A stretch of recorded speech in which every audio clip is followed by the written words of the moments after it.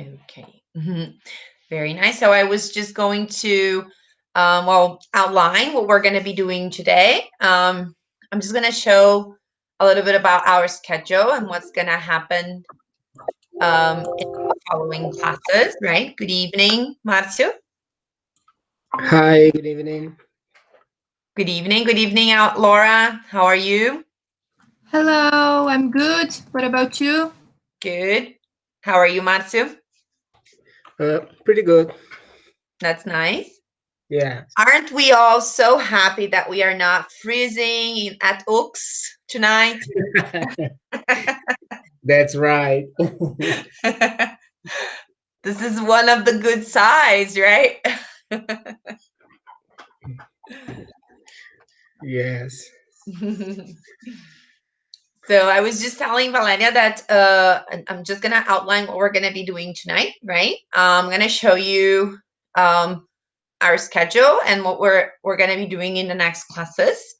Um, it's important that you know, right? I'm gonna show you about also the TDS.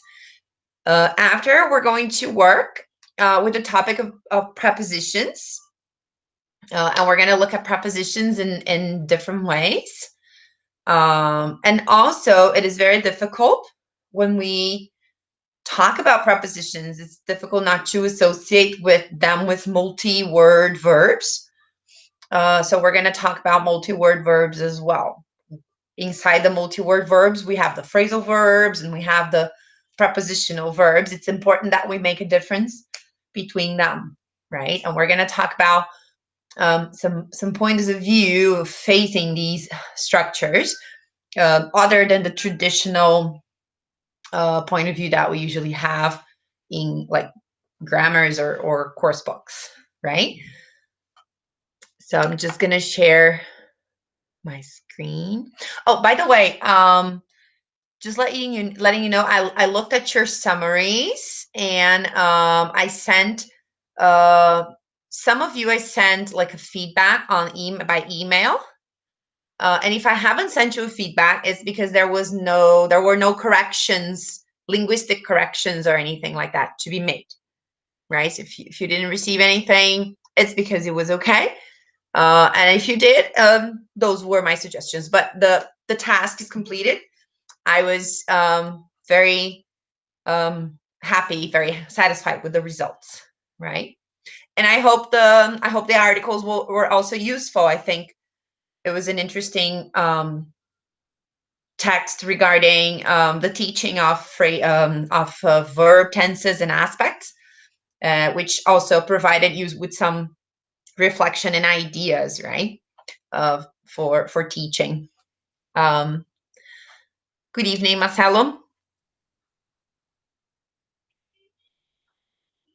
Are you listening? Marcelo, hello? Oh, okay. There you go. All right. Very good. So let me share the screen with you here. So, like I said, tonight we're going to work with prepositions and then consequently with multi-word verbs as well, which involve phrasal verbs and prepositional verbs. There was a TDE that you were supposed to do, right? Which was watching some videos and commenting on them, right? Then next week we're going to, because tonight is the last morphosyntactic topic that we're going to cover.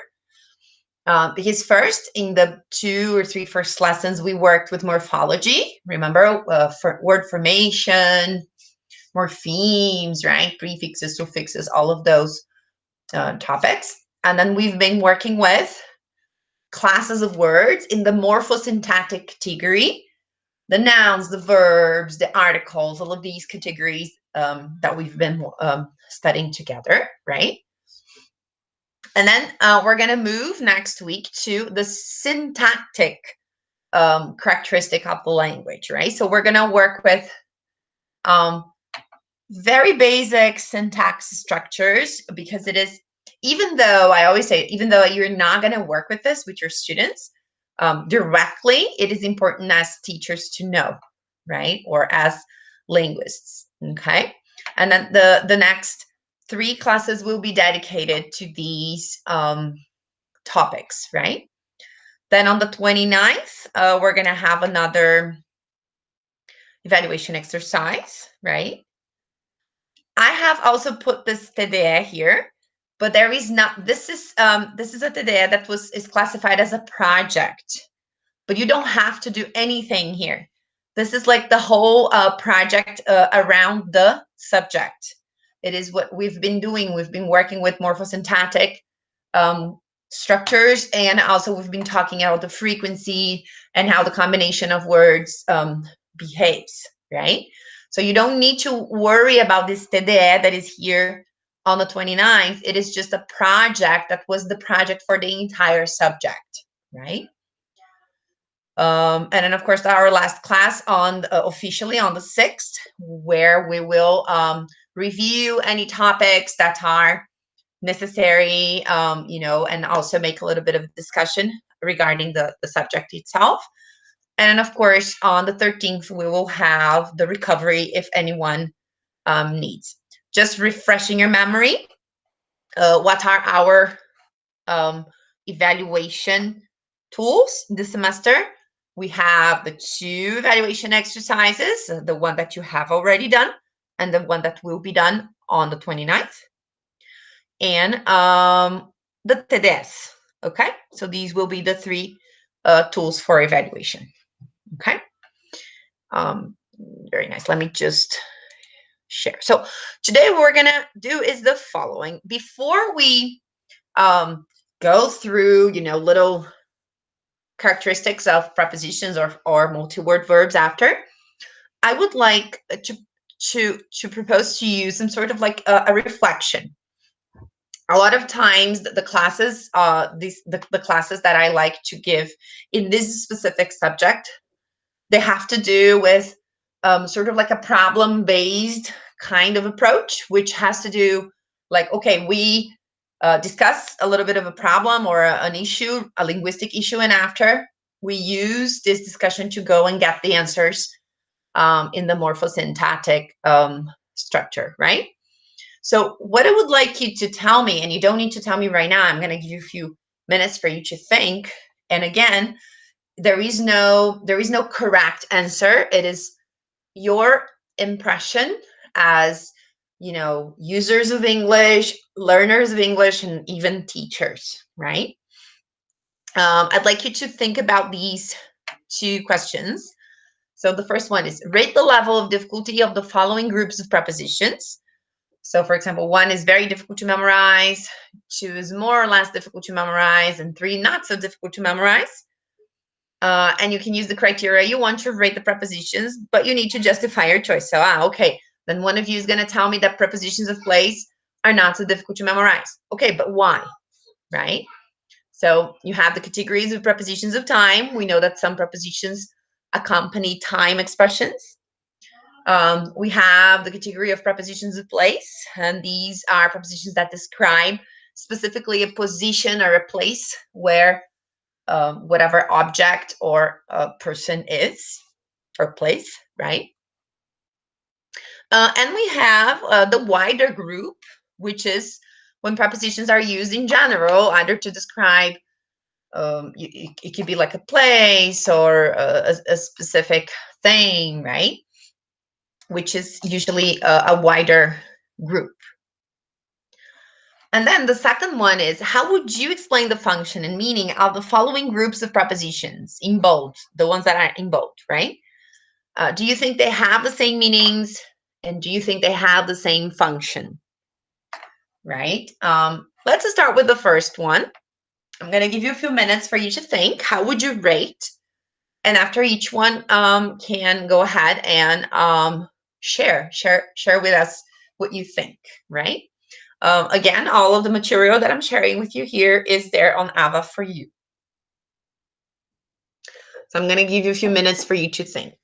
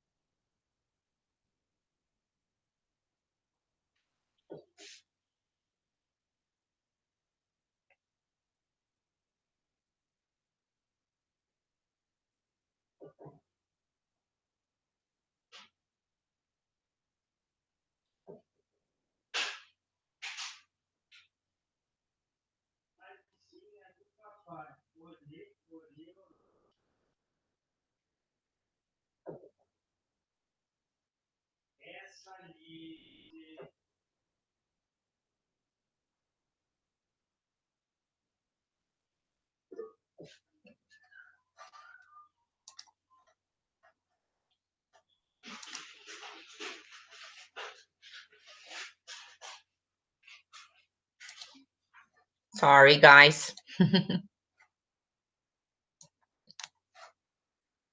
going to do it this way so I can see you.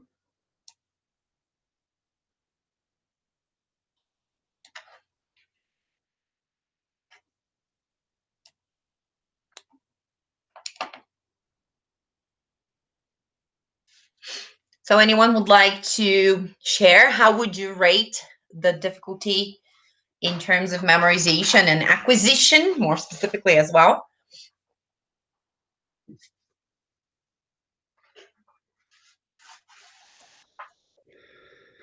Well, for me, prepositions of time and prepositions of place are not so difficult to memorize. But, well, I don't know how to justify my choice. I It's okay. just, I just, I just memorized these prepositions. Well, to be honest, the prepositions are my great problem. But uh, I think prepositions in general are a little bit confusing because I usually don't know when I have to use I live on or I live in or I live at. It's a great problem for me. But I don't Right. know. Maybe I just have memorized prepositions of time with the days of the week or the month. I don't know. And prepositions of place. I think it's not quite easy, but it's not difficult. I don't know. I don't have a just. I don't know if I can justify that. That's But okay. because in general, it's a problem because there are a lot of variations. I don't know. Oh yeah.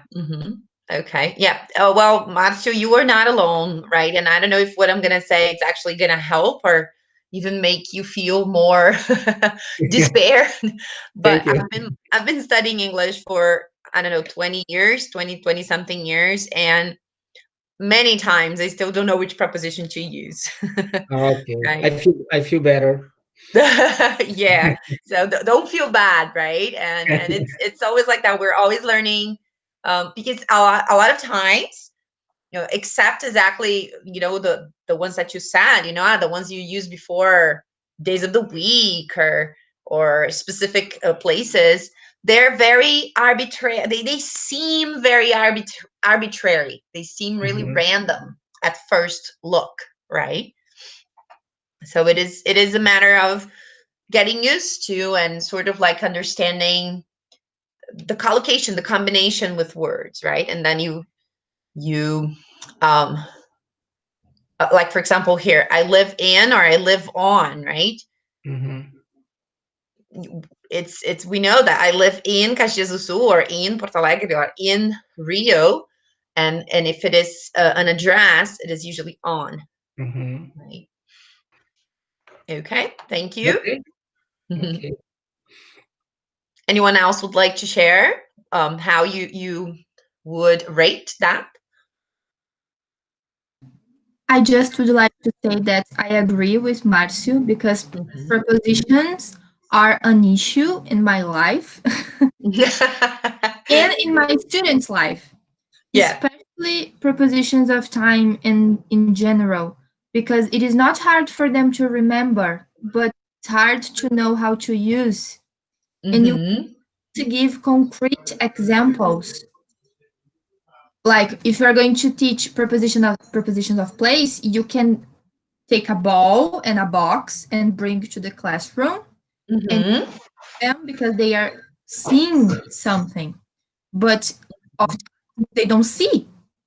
Yeah. So Yeah. sometimes they imagine how it would work. Mm-hmm. I agree. Yeah, I think like, for example, this group here, sort of like you can attribute a specific meaning that is sort of like related to a physical or a spatial notion, right? So the group of prepositions in place. So it is it's like learning vocabulary. So actually, in terms of lexical quality or characteristic, these group here, preposition of place, you wouldn't even classify them so much as a preposition, semantically speaking, because they are words. They are words that have a very specific meaning, right? And you absolutely cannot say the same about prepositions of time and prepositions in general, because you cannot really attribute a specific meaning to these words, even though many times they can be exactly the same. It is a matter of combination and collocation, right? Anyone would like also to share? I have the same experience.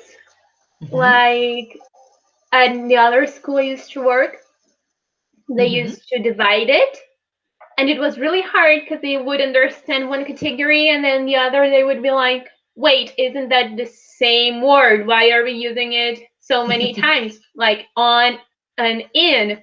Mm-hmm. And it used to make them really confused. So it was a fun time.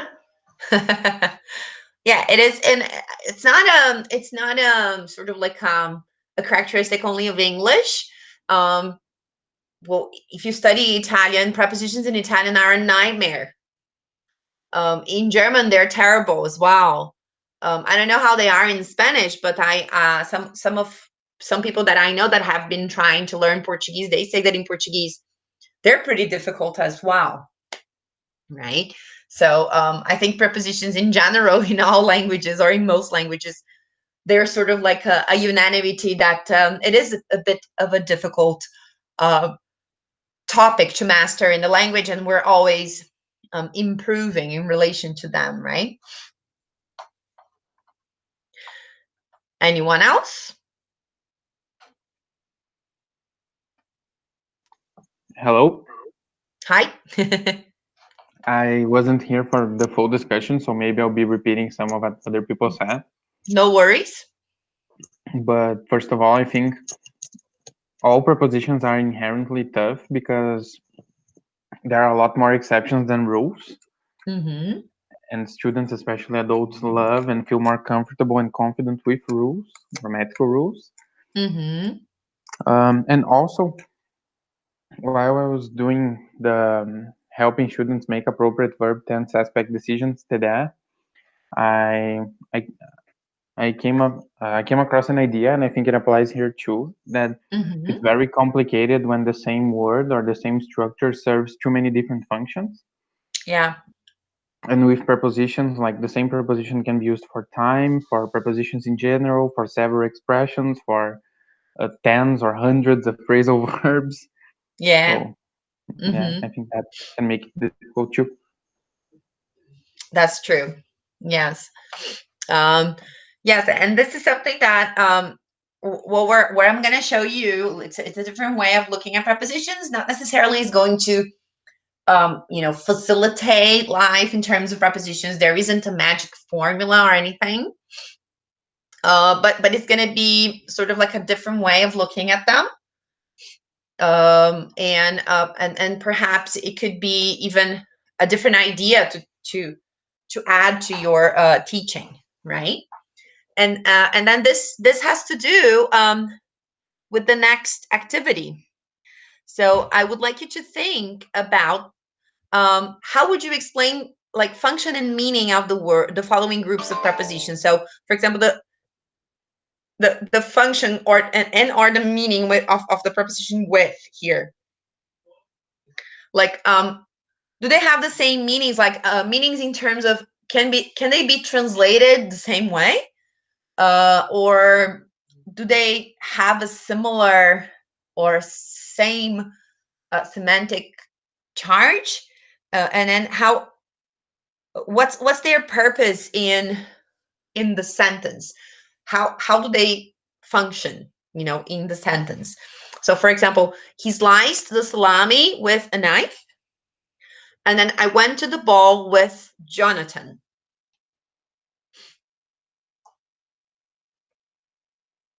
What do you think?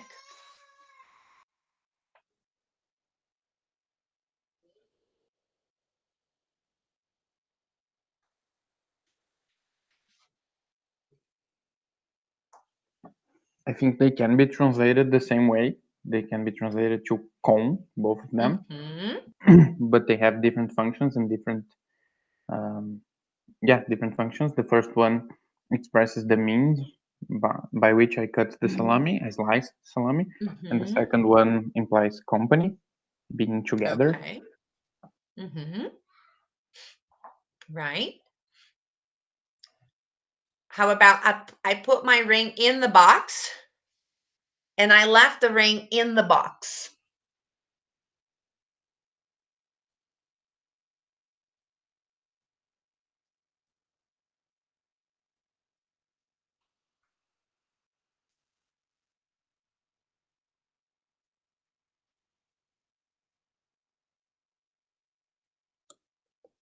Well, it seems to be the same meaning, but I don't know.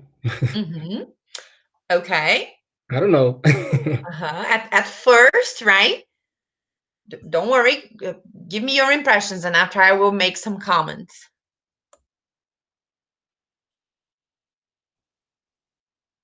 Yeah, this one at first, you know, at first glance, it seems to be very much like the same meaning, right?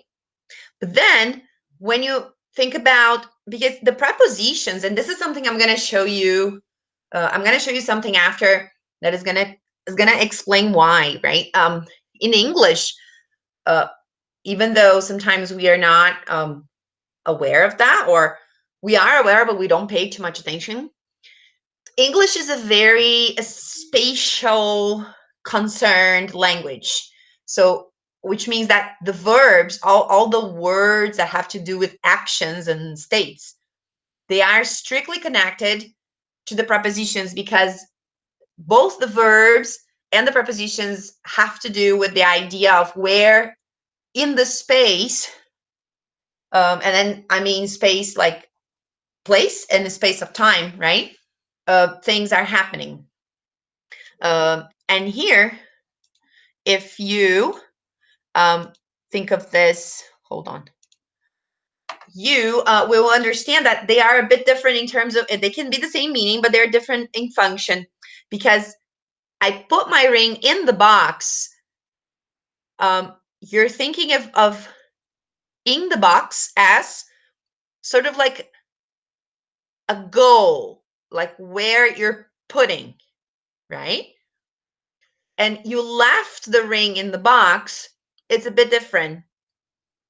The idea of leaving something, the movement is different, right?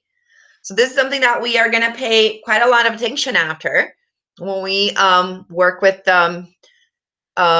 this view, this point of view that we can add to talk about prepositions, right? What about in letter C? From Brazil, he traveled to China and he worked from 9 to 5 every weekday.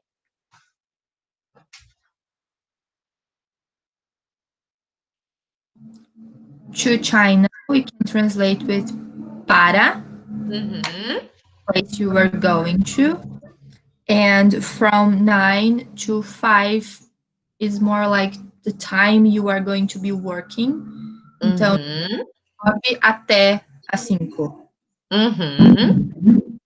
Okay. Yeah, and they are both associated, but this two here, right, is very associated with the verb travel. When you travel somewhere or to a place, right?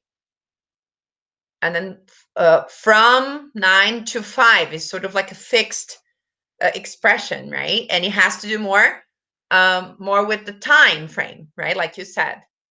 Exactly. Okay, so from these little examples, we already start. This is something you already noticed. You had already talked about how complex this can be. But, Marcelo mentioned the idea of means and company. And then we talked about, even though Marcio also talked about, they seem to be exactly the same word. But then when you think of like what was the action that was surrounding this preposition, it's a bit different, right? And then, like Laura said, you had a place and like the same word talking about a place or a time, right? And then before I mentioned that, hold on, I needed to, I did myself the favor of not including this on my plans, but I know where it is. Okay. I'm going to put this on Lava for you later, okay? I don't know if I've ever, talked about this, not in Morphosyntax, not now, but maybe in another class. Have I ever told you about verb frame languages and satellite frame languages?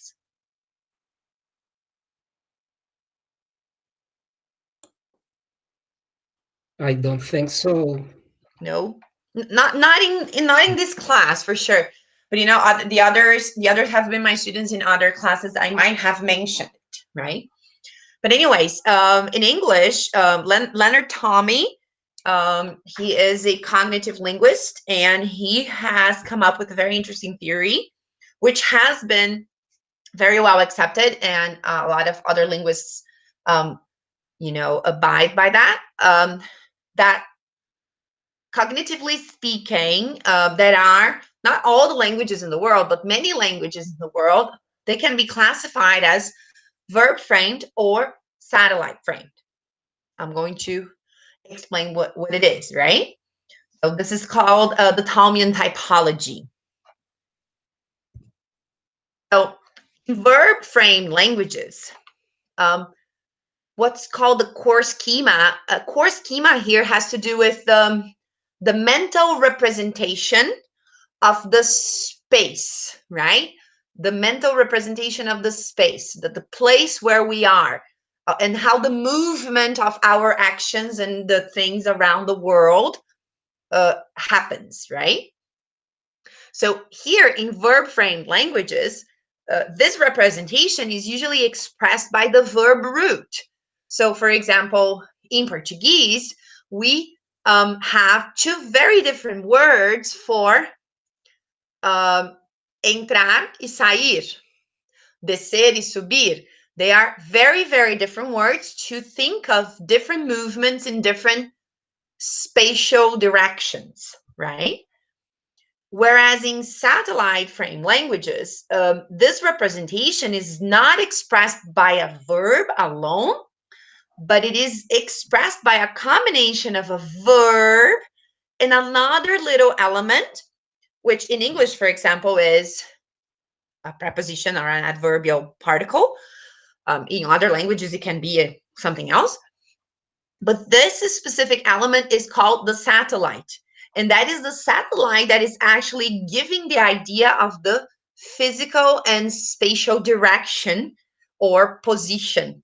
So, as if before in Portuguese I said entrar e sair, in English, I can't just say go. I have to say go in or go out. And the only difference of spatial representation is located in the particle, right? And that is one of the things that makes prepositions and even, prepositional verbs and phrasal verbs that we're going to talk about later so challenging, because cognitively speaking, this represents a very different paradigm, right? It's a different way of looking at the world. So, for example, in verb frame languages, here you have a few examples. So, I don't know, Valeria, you speak Spanish. Could you read that for us? Sale un búho. Right. Of course, this is a translation that is like very, very bad, but it's just for you to understand. is that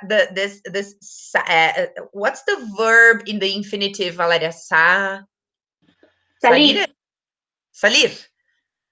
Okay, right, because yeah, and in English, it's like an owl went out or goes out, right? And then this verb works as, like, it is the idea of sair, right? Anyone speaks French? A little. Could you please try to read for us? Yes. D'un trou de l'arbre sort un hibou. Okay, thank you. Oh, that's a very polyglot group that we have here. Yes, I wouldn't dare, trying to read that. It would be a disaster. You see, so it is, French has a similar idea that you have one specific verb that is giving the direction of the physical action, right? The place. In Italian, you have da quest'albero esce un gufo. So escere is the verb to go out, right? And then, of course, we have Turkish and Hebrew. Anyone would like to try? No, I'm not going to do that to you. Don't worry. Not yet. Unless someone actually speaks, right? Then we have other examples of satellite frame languages, which are languages that behave more or less like English, right? So, for example, an owl popped out, or went out, or left, or left the tree. We also have the idea, right? In German, anyone speaks German? Yes. Okay, go ahead. Weil da eine Eule plötzlich rausflattert.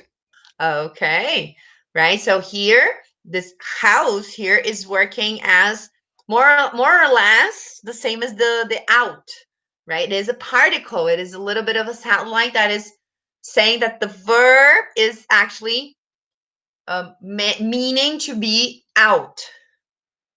And then we have Dutch, and then we have Russian, and we notice that it is also a satellite. It is and then, of course, I added the translation more or less in the order where the words would happen, right? So this is the difference between, this is one of the first things that we need to have in mind, right? When we are talking about prepositions, because prepositions, they have this characteristic. In English, they function, even if you're not talking about like the combination always with the verb, but they function a lot like satellite bringers of the spatial location in our brain.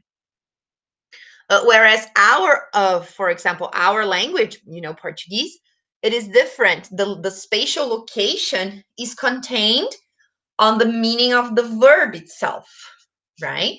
Of course, there are certain prepositions that we can use in Portuguese, dentro, fora, right? That also talk about spatial location, but it's a lot more specific, right? And then when we think of these differences between languages, then we can think of the following idea of looking at prepositions, and looking at prepositions not necessarily only as random structures that occur lexically. And of course, we can look at them like that. It is not a problem. We understand that many times there aren't rules, like some of you talked about rules and like having more exceptions than rules many times, right? Well, we can also think that prepositions fall under this category of expressing thematic roles, right? And what is a thematic role?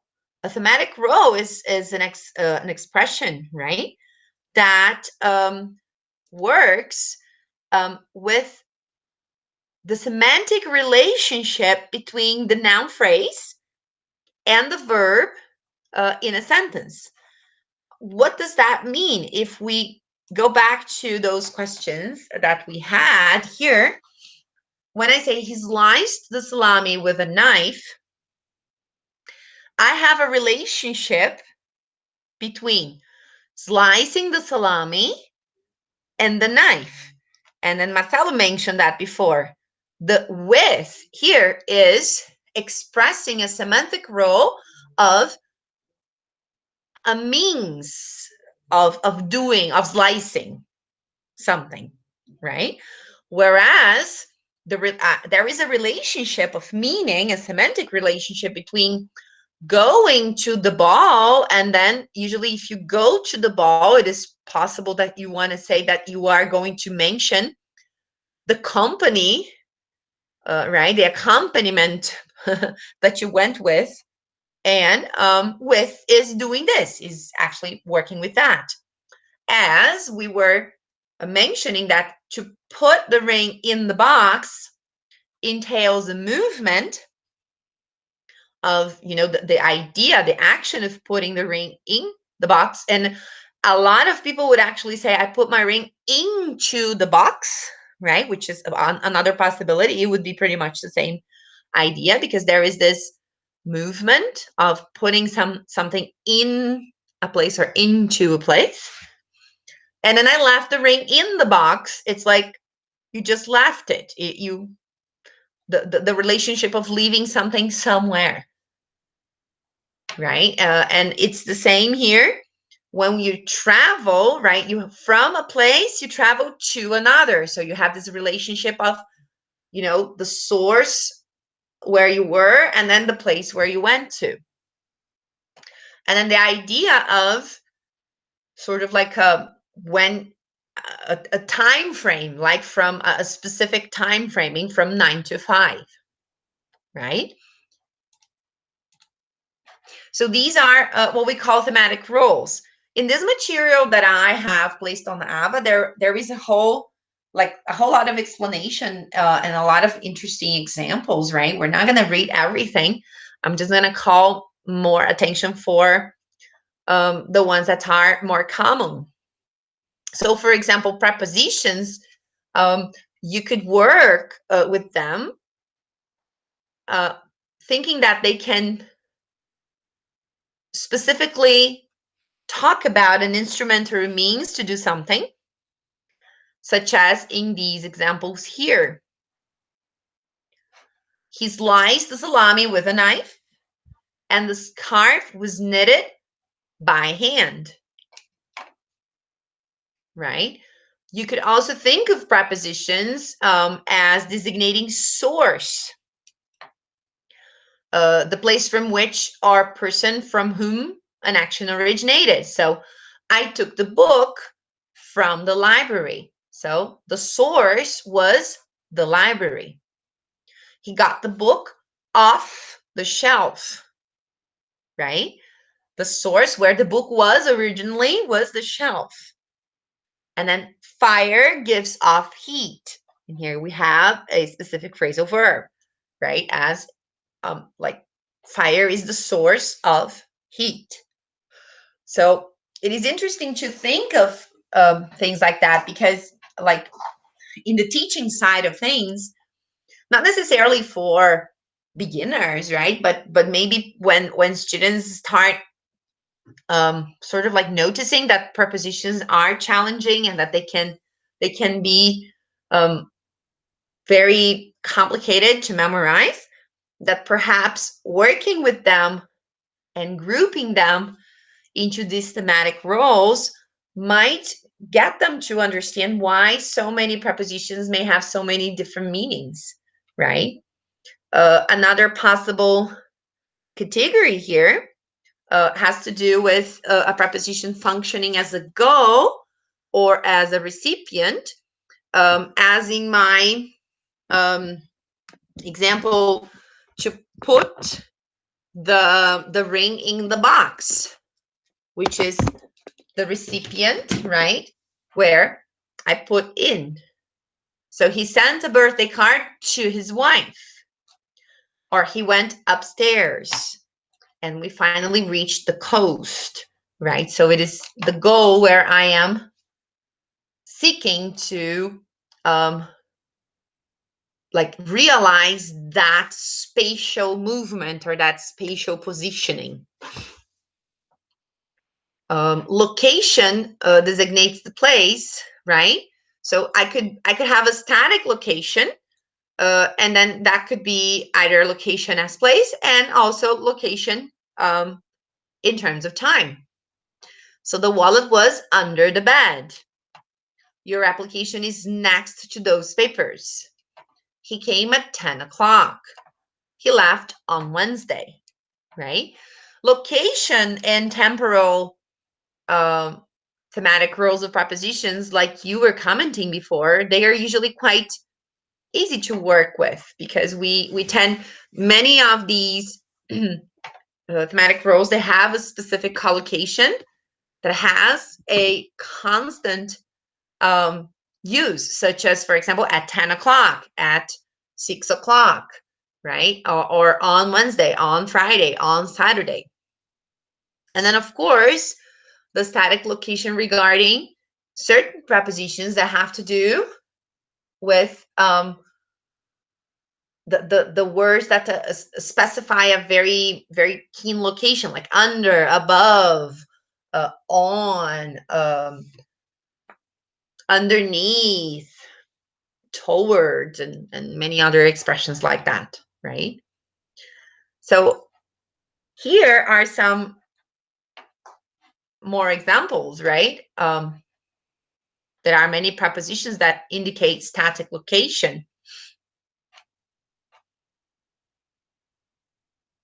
And when I say location, we have to understand that it is time and also place, right? So for example, before, if we get the preposition before, I can remember standing before that judge, even though before is mostly associated to location in time or a time relationship, which we will show some examples later.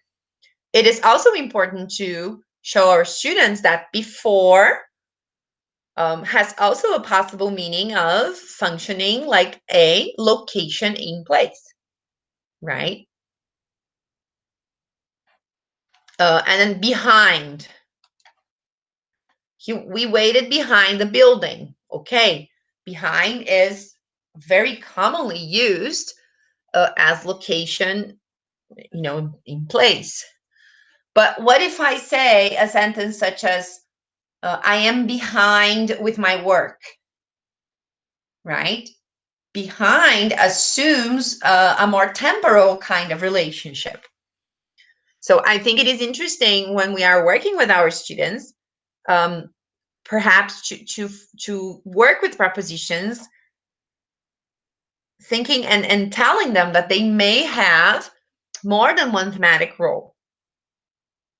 And that's the source of our confusion. And I think a lot of times the source of confusion among students is that when they start studying, they start working with in, on, at, and then they work with some words like before, and then but nobody tells them that they have further possible roles like functions and meanings. And then when they go, further in their studies and they keep using the language, they come across other different meanings, and that can be very frustrating because before sometimes nobody told them that, right?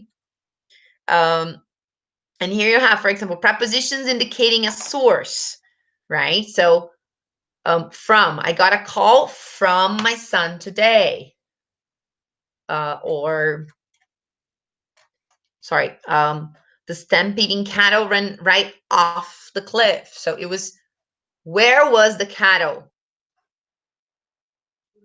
On the cliff, and then they ran right off the cliff.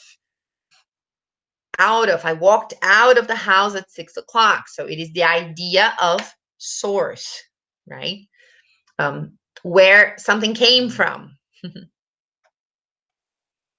The opposite of source is this group of prepositions that indicate a specific goal, right?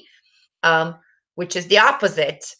Before, the source was where it was from, and then the idea of the goal is it's where it is directing to, sort of, right? So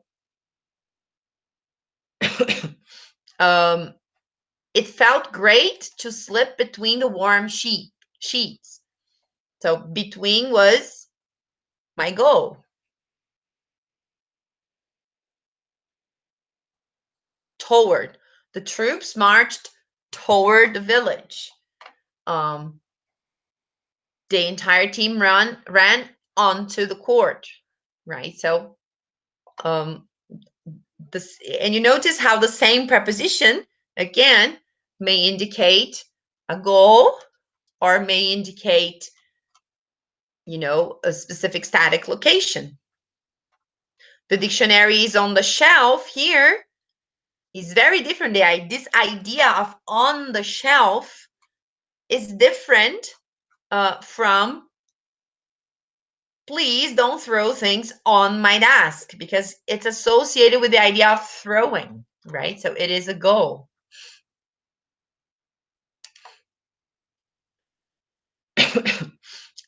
You also have commutative role, right? When Alicia went to the ball with her old boyfriend, Bill, it has to do with the accompaniment, right? The company that she went with. And temporal relationships. Like I said, a lot of times the prepositions working with temporal relationships can also be quite easy to work with because they have a specific meaning, right? So remember, toward before was an expression that was very, very commonly used to explain a goal. And whereas here, I can use toward to talk about a temporal relationship, right? So what is important really here is when we are working with prepositions with our students, of course, you know, given the level and given the context, if we can make sure that we get them to understand, or at least we can try to get them to understand that there are these roles that are different, that toward not necessarily is only in direction to as like a spatial location or a goal, but also it can also be worked with as a time relationship, as in toward morning he fell asleep. And then we were talking about one of the examples I gave before. It has to do with the instrumental thematic role, right? They communicate by sign language. They ate with chopsticks. She opened the door with the master key. The information was obtained by subterfuge, right? And so this is an instrument. What did I use to do to carry out this action, right? So I think it is important that we consider prepositions under many possible ways. We can look at them as combinations of words. We can work with our students in this way. And we can work with our students and we can think of our prepositions also within roles, you know, specific spatial cognitive roles, ideas, right? So I'm gonna propose a little bit of an exercise for you, very, very briefly here. We can do it together, I think. So here are the main goal thematic roles that prepositions usually, you know, fall into: temporal relationship, goal, source, static location, accompaniment, and instrumental. And let's try to see if we can manage to classify the prepositions that are here into one of these categories. So for example, she was standing before the crowd. How would you say, what would you say is the role of before here? Static location. Mm-hmm. Yes. More than a temporal relationship, even though before, a lot of times we consider it to be more like time, right? But standing before the crowd, it's almost as saying standing in front of the crowd, right? And then what about the second? Through the months we spent in New Zealand, we could witness the kindness of its people. Through the months.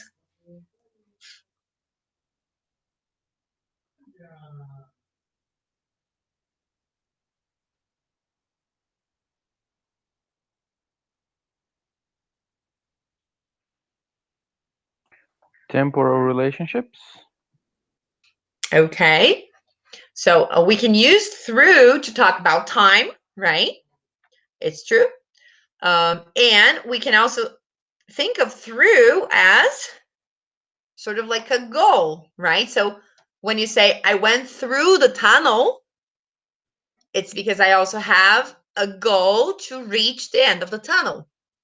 So you see, it is a word, a preposition that has two possible thematic roles. The dragonfly landed onto Sarah's head, and there it stayed.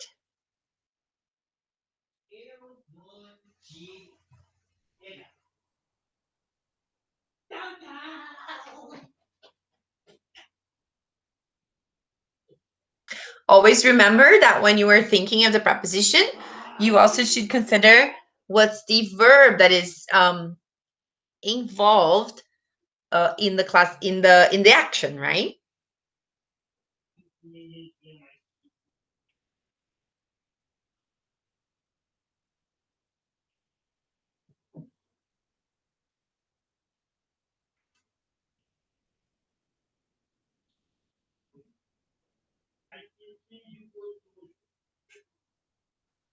A goal. Yes. Because when you land, like you think of landing, and then you think of landing, and then you think of a goal where the landing is going to end, right? That's it. The plates fell off the shelf, but none of them broke. That was lucky.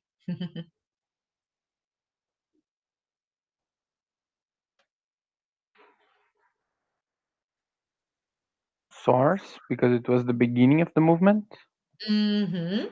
Exactly. So you have, and this is something also very challenging. A lot of times when you're dealing with words such as falling off or falling onto or falling down, right?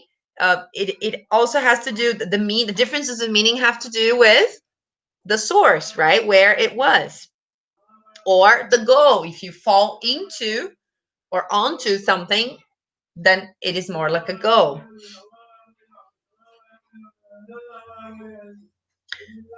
There was a scream coming from those windows.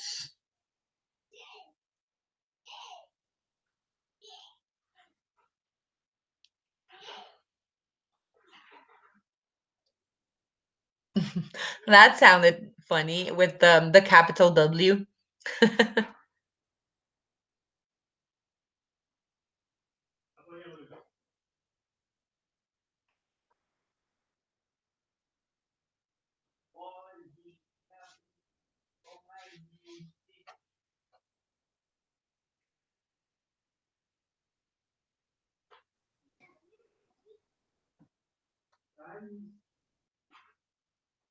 So if you're coming from those windows, the idea of from has to do with also with the source, right? It's because the scream sort of like originated on the windows, right? And then here from is strictly connected to the idea of coming, related to the source. And then if you say they threw the rocks against the birds,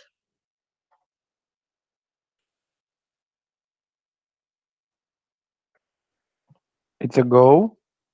it is a goal. It is the opposite, right? And it has to do again with the idea of throwing something, right? The idea of the verb to throw. Well, you have something in your hand, and then this, when you throw something, you have a go. You want to hit something, right? The post office is between the bank and the hostel on 3rd Street.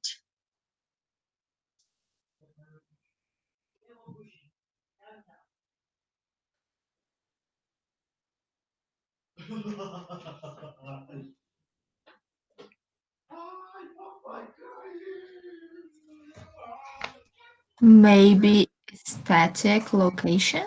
Perfect. That's it. Yes, exactly. Because that's it, right? Between the bank and the hostel are there, static, and the post office is there in the middle, right? Whereas, for example, if I had a sentence such as, she works between 10 and 12, then I would have more like a temporal relationship, right? Because between is one of the prepositions that has more than one possible thematic role. Rescue works finished about 12 hours after the incident.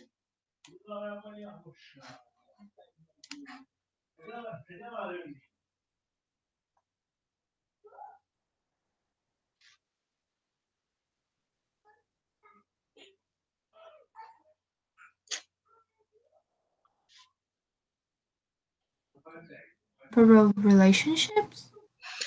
It's a temporal relationship, absolutely. And this is something very interesting. And here is something that many times when we are working with our students, we work with about a lot, like when you are talking or discussing about a subject. This class is about preposition. But if you actually make some,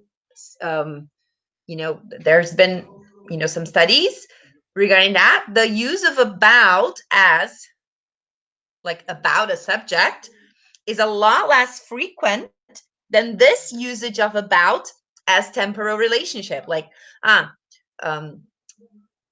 and not necessarily only temporal relationship. About can also have a different role, which could be quantity, right? Like a quantifier. I could say how much is the book? About $10, right?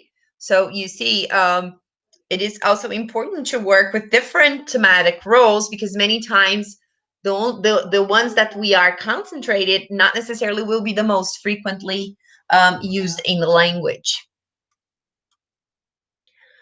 And then she learned to play the guitar by ear. By ear.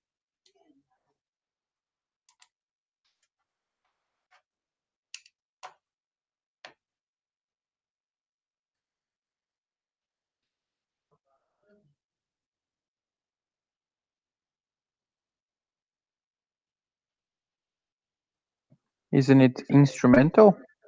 Exactly, because it was with what instrument did she learn the guitar? Of course, definitely using a guitar, right?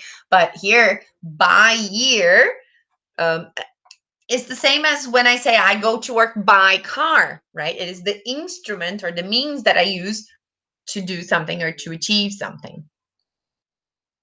And then Patrice traveled to New York. And then here we have two prepositions, to New York with her pals from college. So to travel to.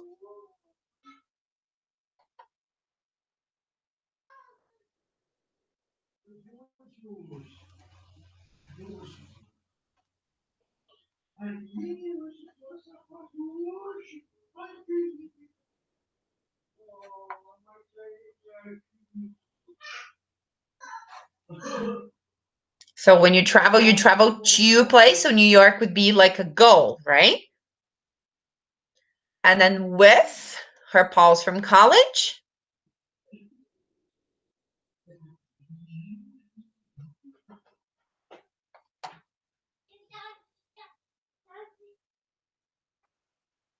We have like a company, sort of like an accompaniment with whom, right?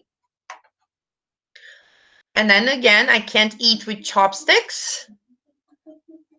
It's an instrument that I use, right? So it is an instrumental role of the preposition, right? So these are just a few examples. And I've used these thematic roles many times when I was teaching, and it helped quite a lot, right? Because it seemed like the students they were they had a less the feeling that the prepositions were so randomly distributed, and they sort of like started to associate the idea that the meaning of the preposition is strictly connected to the preposition itself doesn't mean much by itself. It needs the rest of the context, and especially the verb, to actually have a meaning, to actually have a role, right? And this is really the case. If anyone would haven't you ever had a student asking, teacher, what is the translation of in? And then you're like, okay, but you need to put it in a sentence, right? So it usually helps quite a lot looking at prepositions in this other possible way. And then when we discuss prepositions, it is very difficult not to associate them again, because they are strictly connected to the meaning that the verb implies. We associate a lot with one of the most frequent structures in the English language, which is the prepositional verbs and the phrasal verbs.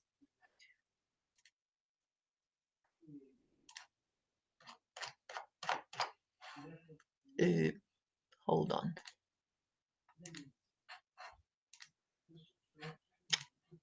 Oh, here. Sorry. Okay. And here is the category of multi-word lexical verbs, right? And what are multi-word lexical verbs, right? It is any combination that they represent a single semantic unit, and they can't be necessarily derived from the individual meanings of the two parts. And then there are three major kinds of these combinations, right? You have usually what we call the phrasal verb. We have the prepositional verb. And you have a combination of both, which is the phrasal prepositional verbs. So even though the position here is a bit different, I'd like to start with the verb plus the preposition, right? So these are prepositional verbs, and usually they carry out only one meaning. And the idea here is that the preposition is a lot more a collocation or a combination together with the verb that is here. So for example, if I say look at me, look at me, or I'm going to talk about the subject, or she laughed at the joke, or I'm going to listen to the radio, or he looks like his father, the preposition here, and it is classified as a preposition, is not necessarily acting as a contributor of extra meaning to the verb, the original verb. The original meaning of the verb is maintain, right? Of course, we have combinations of look with other items, which are not prepositions, they are adverb particles that create other kinds of phrasal verbs then. But for example, it is very different to compare verb to look at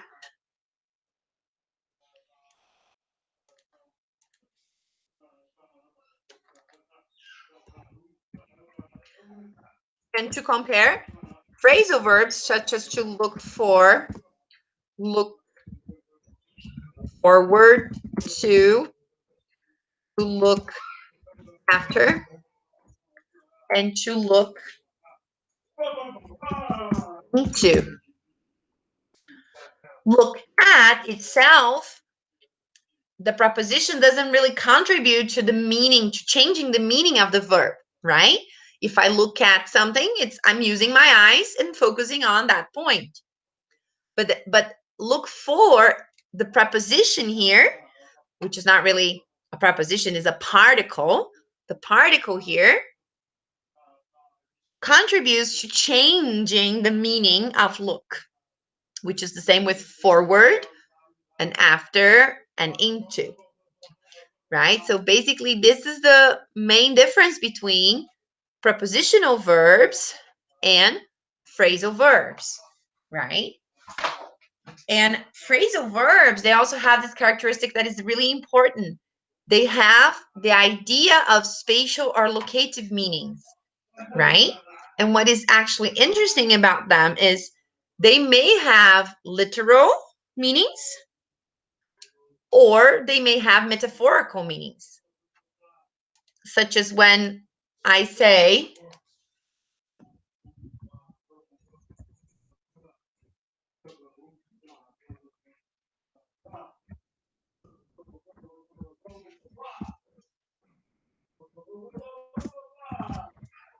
you will pick her up at school.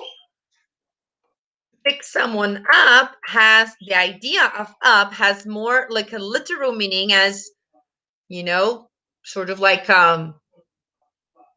grabbing or giving a lift. But then if you say you will pick up the subject fast, this up here, this pick up, is not really a literal meaning of sort of like grabbing someone or giving a lift to someone, but it is a lot more the idea of learning, right? So it is a metaphorical meaning of the phrasal verb. And then when you have a combination, right, it is possible to have phrasal and prepositional verbs when you have the particle and the preposition together. So I look forward to meeting you again. I could hand him over to the police, or she wants to get out of cleaning the house, right? So when you have these constructions, which seem to use more than one satellite, they are called phrasal prepositional verbs because they have a particle and they have a preposition as well, right? And then we were working with the idea that phrasal verbs have metaphorical meanings, and it is very, very interesting to notice that a lot of phrasal verbs, they have specific literal meanings, and the literacy of the meaning is really related to the particle. So, for example, to dig up, right? Or to shoot down. And sometimes the phrasal verb, even though it looks exactly the same, it has a very the meaning is really different, and it's associated with other cultural concepts, because metaphors are strictly connected to cultural points of view, right? So look at these two examples. The dog dug up an old bone. What's the meaning of dug up here? Dug is the past of dig. What's the meaning of dig up?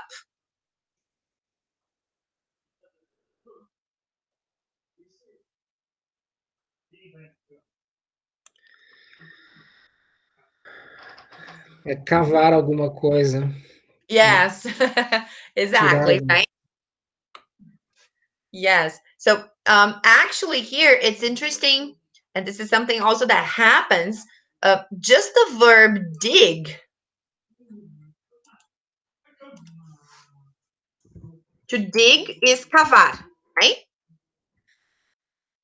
It's very common to have the particle sort of like to understand that it is dig, as in cavar, but then para cima, como se fosse cavar para cima.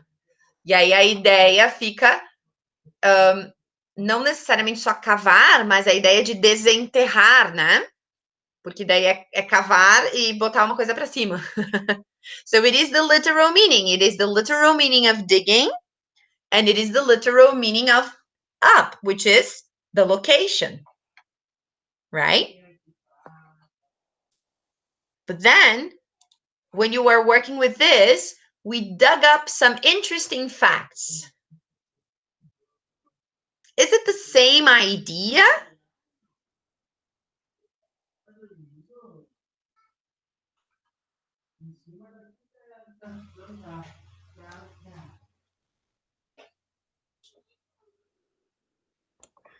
It's metaphorical. Absolutely, totally metaphorical. Even though we in Portuguese, we could use even a similar translation, because we associate culturally, we also associate, for example, quando tem mistério, quando há uma informação, a gente diz, desenterrou a informação, né?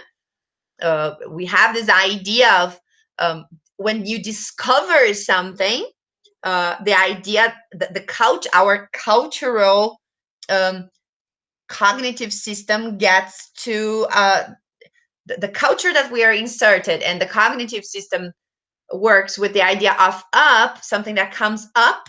It is something that is revealed, right? Algo que é revelado e vem à tona, né? A ideia do vir à tona tem a ver com a direção do para cima, né? Como quando alguma coisa a gente bota embaixo d'água e ela boia, volta para cima, né? But this is the idea that is interesting about the phrasal. A lot of phrasal verbs, they have this. They get a cultural frame, and they use it. And a lot of times for us, it will be similar, but sometimes it won't. Sometimes it will be a bit obscure, right? Look here. 2 planes were shot down. Like, imagine the concept of a war. How would you understand the meaning of shoot down here?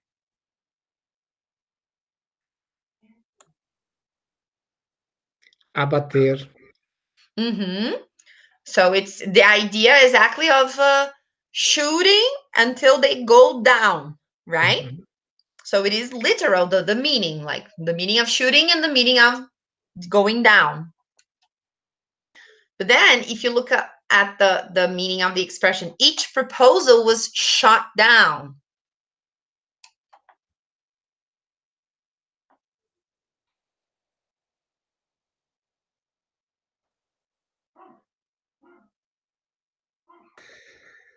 each proposal was denied, something like that. Exactly, right? So you use the idea, the metaphor entailed by shooting down something. And we understand that, for example, when you refuse something and when you don't want something, the preposition, the idea of the preposition down, the direction that we think is down, right? Like, for example, when you turn down an invitation, to turn down an invitation, right? It is to refuse or to reject. And the meaning here is a lot concentrated on the particle, a lot more than on the main verb, right? And then it's the same here. Burglars had broken into their house while they were away.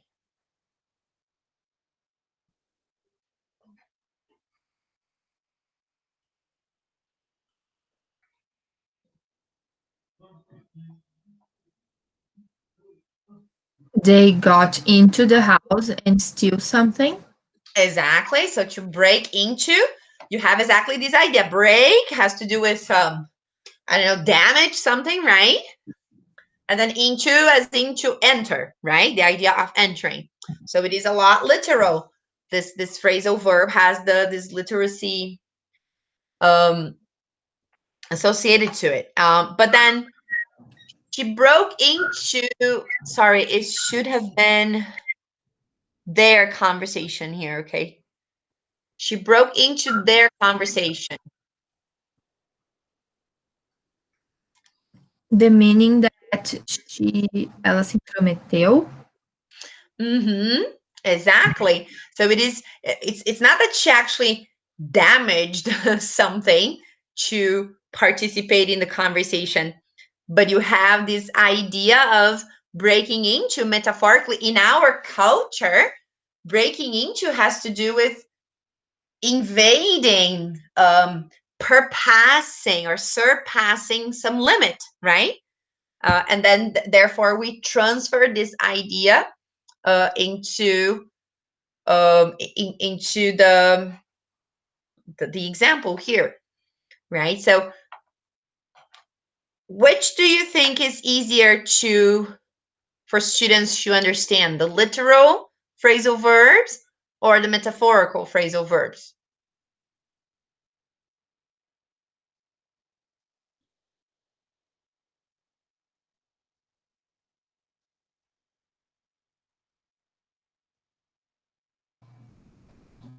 My students, it would be easy for them to remember the literal meaning.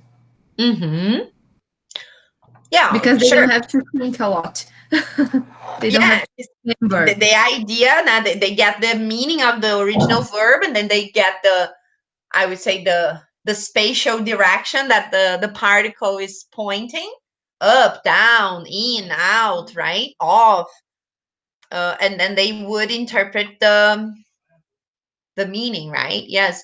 And then of course, when you involve a metaphorical phrasal verb, then they have to be aware, or they simply memorize the meaning, or sometimes they have to be made aware of all of this possibility of understanding, like, what does down represent in our culture? Down usually represents something that is refused, something that is sad, right? Uh, in English, if you're sad, what do you say? You say, oh, I'm down,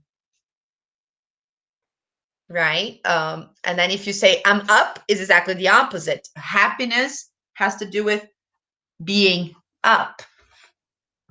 A lot of our metaphors culturally, and this is something we are quite lucky in this meaning, even though phrasal verbs are quite difficult for Brazilian learners of English, and Brazilian learners of English have a tendency to avoid using phrasal verbs exactly because they are quite difficult or challenging, and there are so many of them and they have so many meanings.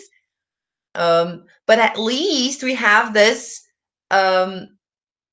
similarity, culturally, the idea of up as being something happy or something that increases quantity or being something good, down as being the opposite, right? And so this is something that is not so difficult, but I'm pretty sure that other cultures, maybe Asian cultures, Arabic cultures, that are actually learning English and are learning to use the metaphorical meanings of phrasal verbs, that would be quite more challenging because they have a different frame regarding the idea of up or down. It might be the opposite for them, right?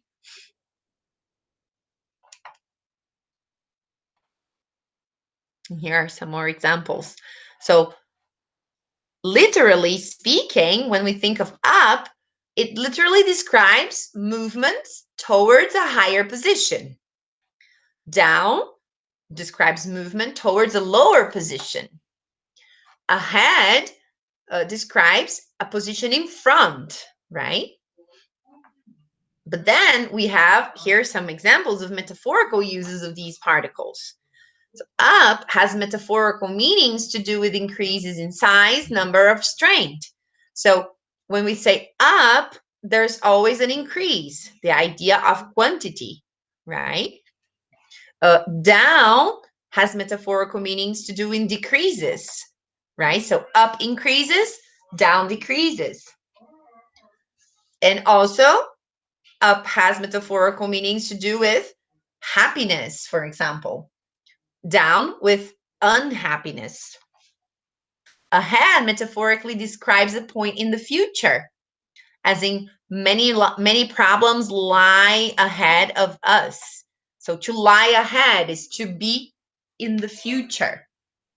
And again, I don't know if you remember, in our culture, the future is envisioned as something in front of us, right? Whereas in some cultures, the future is envisioned as in the back of the person.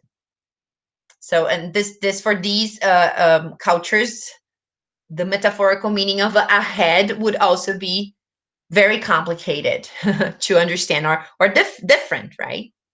To be a bit different. So now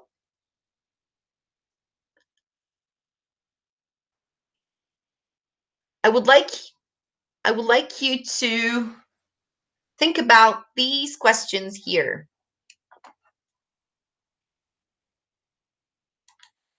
They have to do with the use of literal, metaphoric phrasal verbs.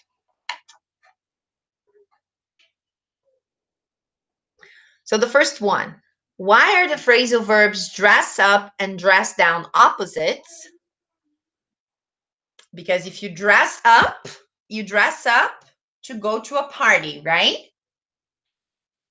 And then lately, because with all being home, maybe we end up dressing down. Some of us don't even get out of our pajamas. It's not my case, okay? I'm not wearing my pajamas, don't worry. But anyways, right? Many times if we're not gonna leave and we're just gonna be working from home and not, talking to anyone online, it's very possible that we simply dress down, right? We just stay in our slippers. But then, okay, we understand that up is usually associated with happiness, with increase, with status, and down, it is the opposite. But then sometimes we can also have break up and break down, as in like my car broke up or my car broke down. It is possible, they have very similar kinds of meaning. I'm going to give you some minutes to think about that.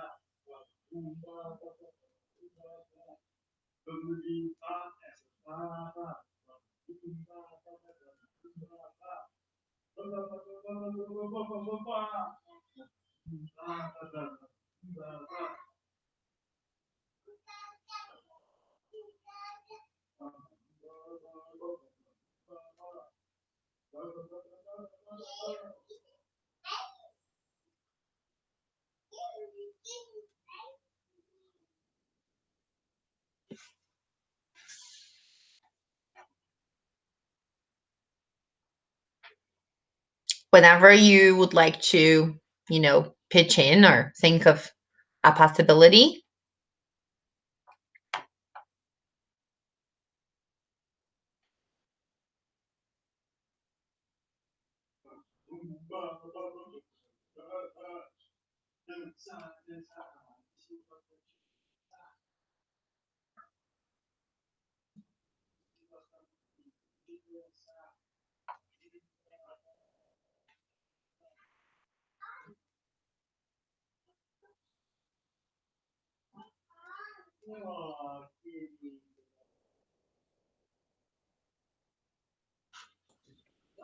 Well, maybe it's something to do with the classification of the verb, but I'm Mm-hmm. not sure about it. I don't know, because to dress and to break are, I don't know, are different verbs. Uh-huh. But I don't know. Sure. Of It's a course, it good all try. has to do, you're right, because it has to do with the meaning that they entail, the combination, right, of the idea of dressing up and that dressing down. We notice that the meaning is strictly connected to the difference of meaning is strictly connected to the particle, right? Up or down, which is which is what makes them opposites, right?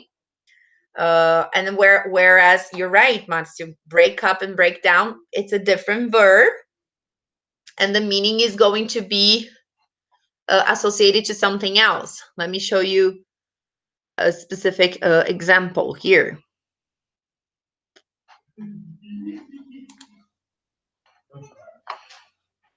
So a lot of times, metaphorically speaking, when we think of up and down, we usually have this idea of opposition, right? Just can't hear. So like we were saying before, to dress up is to dress more formally, and to dress down is to dress more informally. To pipe up, to start talking, to pipe down, to stop talking, right? But then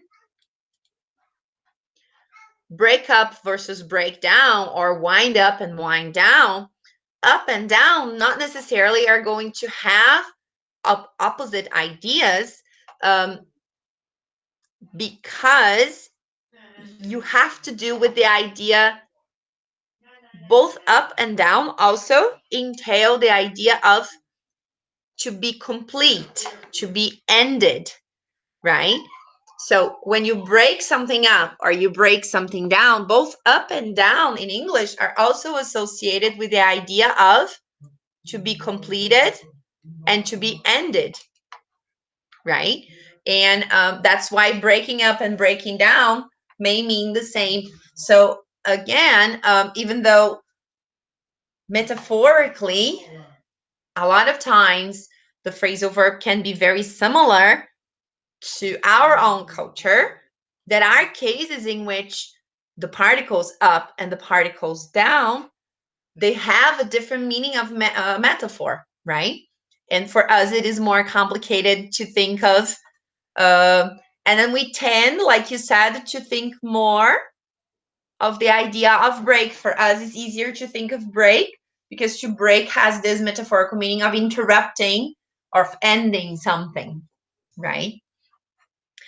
So here is another proof that, you know, the complexity of phrasal verbs can reach a lot higher levels, I would say, even if you have this I would say this notion that they can be literal or that they can be metaphorical as well.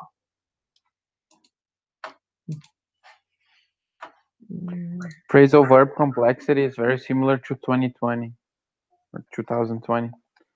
Oh, You, that's a great example, Marcelo. yeah. You think you are in as deep as you can be, but no, right? No, there's always something waiting for you, right? Yeah. Yeah, it was like those memes, right? Like that 2020 is what written by Stephen King, directed by Quentin Tarantino, and you know stuff like that. Yeah. Interesting. Define the year of 2020 in English morphosyntax terms. Okay, phrasal verbs. There you go. What about the next one? What is the difference? And this one has to do a lot more with either metaphorical or literal meanings, right? What is the difference in the meaning of ahead in many problems lie ahead of us and go ahead and enter the house?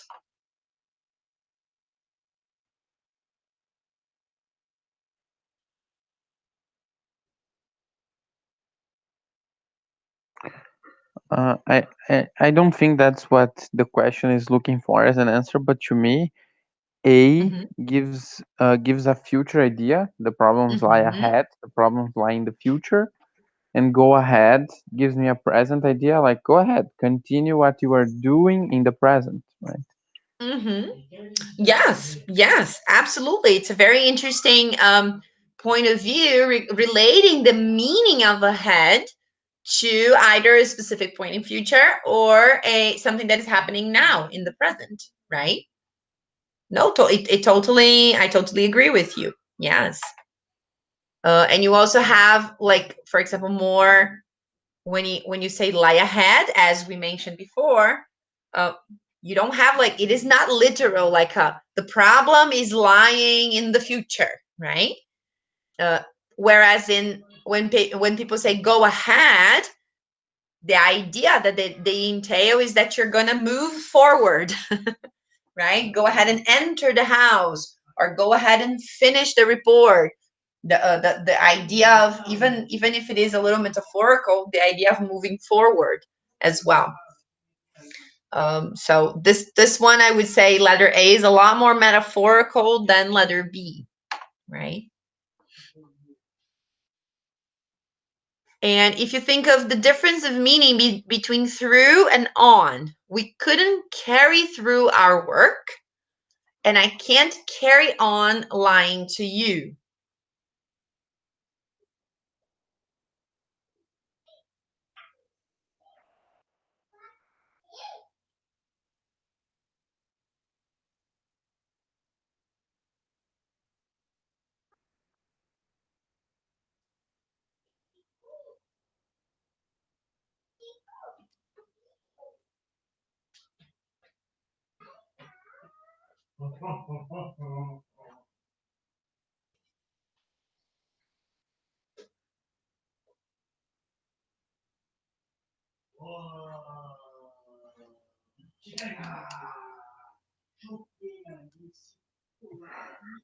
Carry through seems like to to complete, to achieve the goal and carry on doesn't have such an active meaning. It just means you can't stay in the same situation.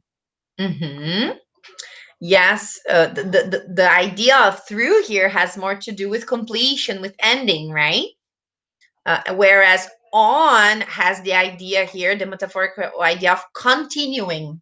So they're actually, the metaphor is actually the opposite. While this one means completion and ending, this one means a continuing and an ongoing action, right? Even though I would say that a lot of times people, I would say carry on is a lot more common, more frequent than carry through. But the idea, it's like, for example, in the expression, I'm through with this. I'm through with this.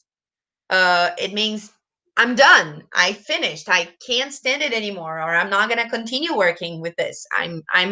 It's complete, right?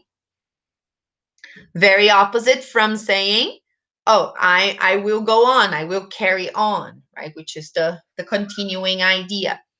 So you see that the prepositions here and the particles in these, more specifically the particles in these phrasal verbs, they entail metaphorical meanings that will be present not necessarily only on the phrasal verbs, but in other expressions, in other, I would say, in other lexical combinations, right? That sometimes we can use to give more examples to our students instead of like getting them to just memorize the meaning of carrying through. You could get them to memorize also or compare with the expression I'm through with something. To be through with something, which is exactly this. It is to finish, to be complete, to end, right? So it would be nice, it would be useful when you're working with phrasal verbs with your students. And here, of course, I'm talking about like more advanced students, right? Even though I disagree that a lot of times teachers, they only work with phrasal verbs when they're more like pre-intermediate level on, whereas actually they are so frequent, such frequent expressions in conversation, that they should be, focused, especially on like the most frequent ones in the language. They should be focused from the beginning, right? So students would get used to them. And then just to end here, this part of the exercise, what metaphorical ideas are conveyed by the preposition over? So you have over in. The judge had to rule over the legislation, right? And then you have, he had to gloss over the issue.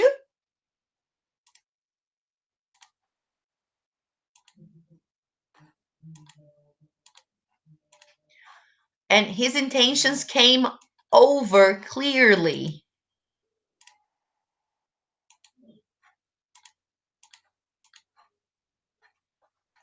So you have the same preposition, but with different metaphorical representations, different metaphorical ideas that are, of course, attached many times to the verb that is together. When you say the judge had to rule over the legislation,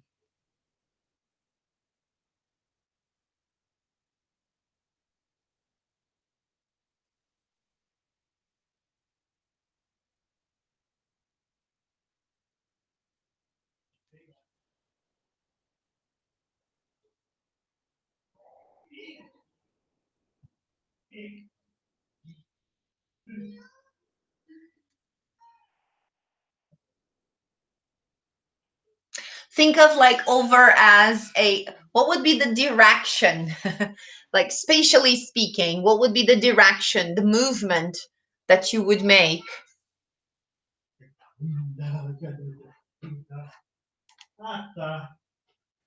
You would be stepping through. More or less like in a direction like this, right? Yeah. I don't know. Can you see me? Like this, right? Like sort of like over as in this spatial direction. Like this. And what about in, oh, sorry, that's what I meant. Here.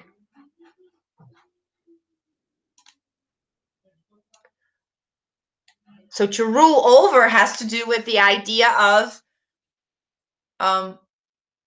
like passar por cima, no sentido de não obedecer, right? So it means the judge sort of like detoured the legislation, right? Whereas in B, what's the direction or the spatial representation of over that you have to gloss over the issue?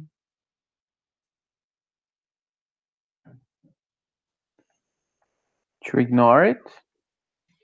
To ignore it, right? So the direction is more, instead of doing this, it is more like you hit sort of like you hit a specific obstacle and you go around it, right? To ignore it. And when you say his intentions came over clearly as we discussed the problem, the direction is different, isn't it?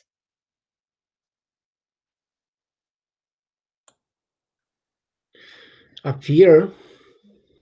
Appear. And then and then here it is interesting, as in both other cases you were moving from like the speaker to another place, and here it is the opposite. It is like appeared, so came over, reached, or arrived, right? So you notice that over also has this these differences of direction, right? That sometimes this also may cause some specific difficulties to the students, right?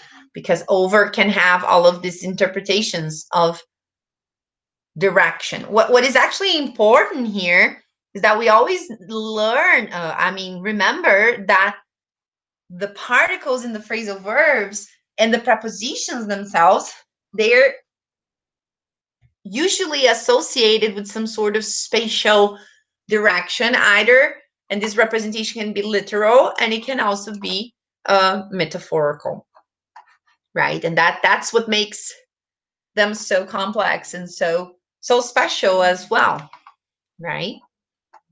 And again, it is something, phrasal verbs is something that has a lot of specificities, as before I showed to you that that are phrasal verbs, that are prepositional verbs. You don't need to worry about that in terms of like, oh, to show your students the difference between phrasal verbs and prepositional verbs. No, you don't need to show them that. This is one classification, one morphosyntactically speaking, okay? There are many authors and many people who study the structure that actually disagree with this classification. They say that everything is a phrasal verb. So this is just, some grammarians use this classification and some they don't. But this, in terms of communication or of teaching, doesn't make a lot of difference, right? Because they may be like, these could be simply literal phrasal verbs, right? Instead of just metaphorical ones, really. And this is something that is interesting. It's another thing that is interesting when we associate the idea. What's the thematic role of the preposition? What is the metaphorical idea associated to that, right? And so on.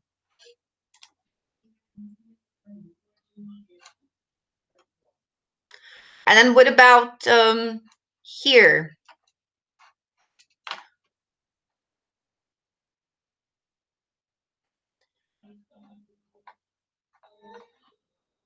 So from this group here, look at that painting. Please pick your towels up. He took off the party very early. Gas prices went up a lot this year. I won't put up with this anymore. And she looks like her mom. Obviously, they are different in meaning. But then what kinds of characteristics amongst them could you say that are different?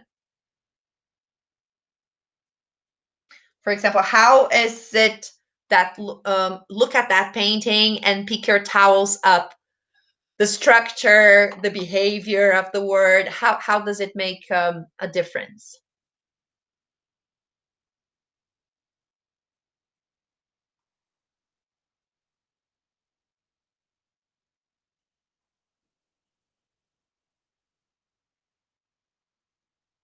Based on what we've seen regarding prepositional verbs, phrasal verbs, and metaphorical, literal meanings, and so on and so on.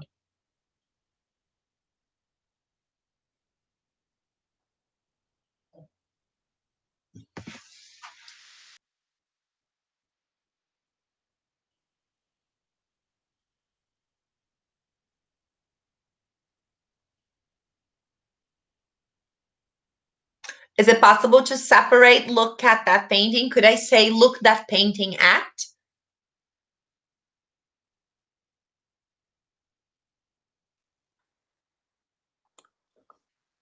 No. No, so this is one structural difference, right? So, for example, to look at or to take off in this meaning, or the prices go up, or to look like, these are specific constructions that are not, they're what we call intransitive, because they cannot be separated, right? And whereas pick your towels up, you can also say pick up your towels. It's possible to insert the object in the middle of the verb, right? So this is one difference. So this is also something that we need to take into consideration when we are working with the phrasal verb.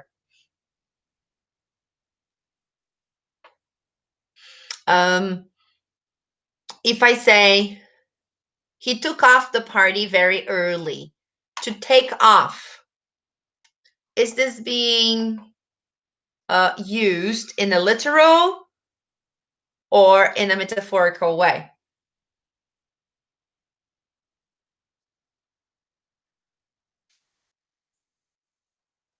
It's metaphorical.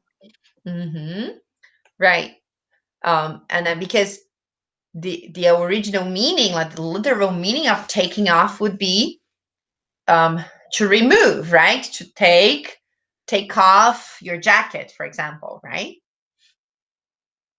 And here, what's the meaning of taking off in this sentence?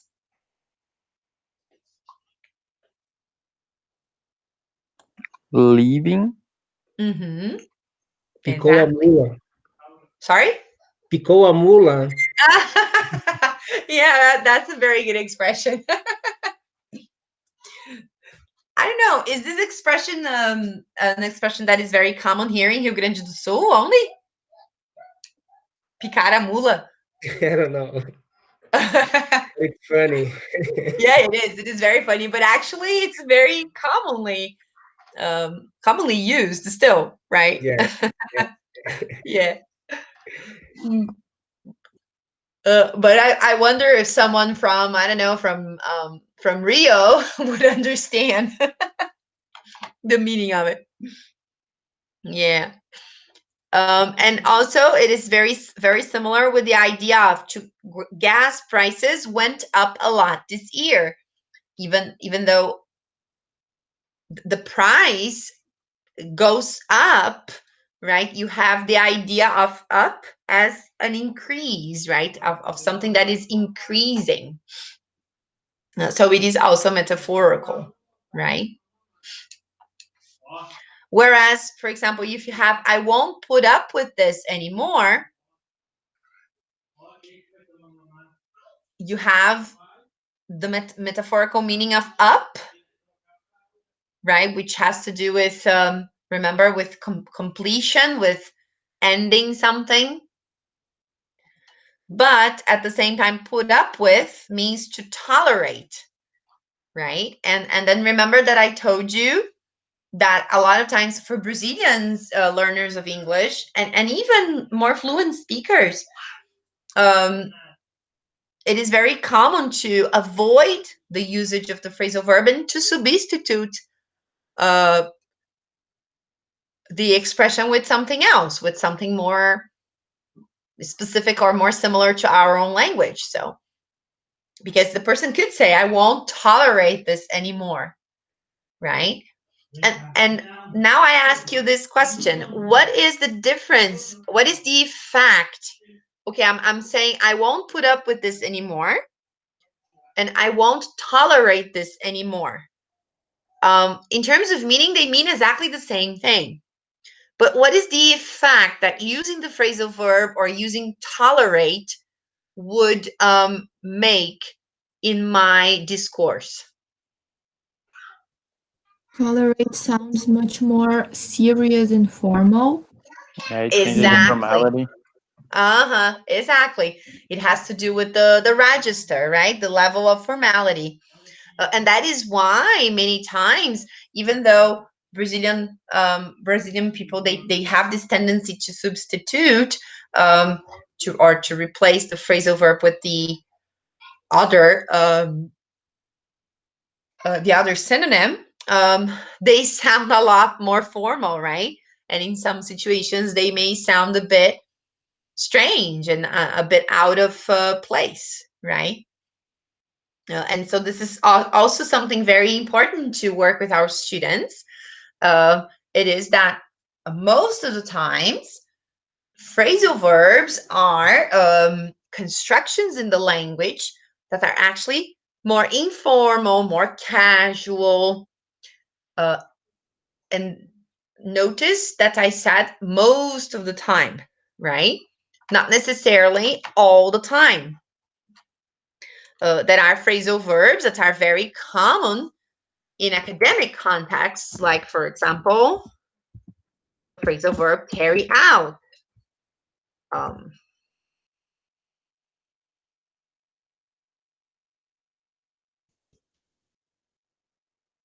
As in, for example, research was carried out using samples, whatever, right? So this is very academic description, and it is very commonly some phrasal verbs, very specific phrasal verbs, are very commonly associated with academic discourse. So, for example, if you are working with students who are preparing for, I don't know, TOEFL examination, or even they're preparing to write academic texts, it is important to check what are the phrasal verbs that are very common for that academic context, that specific area, technical area, technical scientific area, and to work with these phrasal verbs. And another area that is very rich in terms of phrasal verb usage is, I don't know if any of you has ever worked with, or maybe will, it is when you work with business English, right? In the context of business English, you have a lot of phrasal verbs, and they not necessarily are associated to informal contexts, because in business English, a lot of the situations are more formal, more professional, right? So you can't really say, phrasal verbs are only in formal language. A lot of times they are when you're talking about general conversation, but in certain specific, I would say, contexts, like I said, technical, scientific, or business context, they may, carry this level of formality, I would say, right? It is a characteristic that is important to think of. And then we would, before I mention phrasal verbs, right? Like teaching phrasal verbs for beginning levels, or working with phrasal verbs. What do you think about that? How do you stand on that?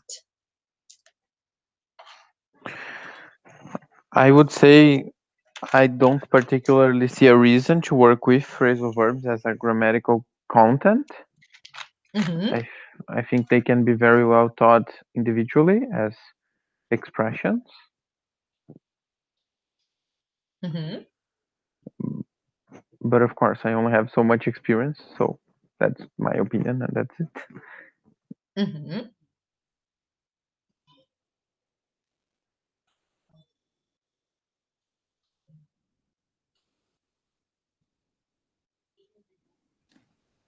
Can I say something? Yeah. Okay.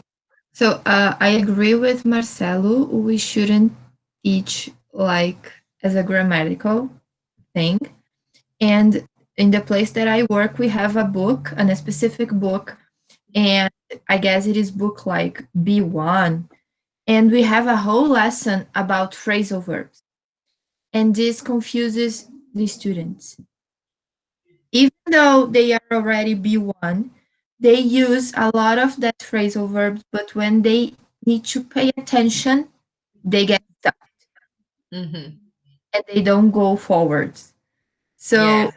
I think it would be better if we introduce like one phrasal verb here, maybe two in a homework, little by little, so students can adapt themselves. Mm-hmm. Yes, and like you say, remain like removing the focus from the idea that they are phrasal verbs, right?